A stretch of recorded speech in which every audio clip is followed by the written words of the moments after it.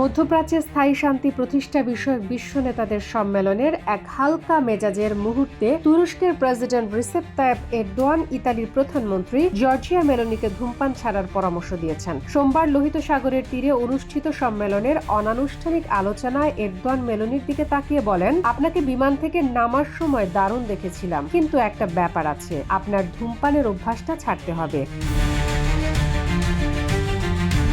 Meloni হেসে জবাব দেন, আমি জানি আমি কারো ক্ষতি করতে চাই না। এরদোয়ান বহু বছর ধরে তুরস্ককে ধূমপান মুক্ত দেশ হিসেবে গড়ে তোলার প্রচারণা চালিয়ে আসছেন। দেশ জুড়ে চলছে সচেতনতামূলক অভিযান, যার লক্ষ্য নাগরিকদের ধূমপান ছাড়তে উদ্বুদ্ধ করা এবং তরুণ প্রজন্মকে এই অভ্যাস থেকে দূরে রাখা। 2024-2028 সালের জন্য দেশটি একটি জাতীয় কর্মপরিকল্পনা নিয়েছে, যার আওতায় ধূমপান বিরোধী প্রচারণা, চিকিৎসা সহায়তা ও কঠোর আইন প্রয়োগ করা হচ্ছে।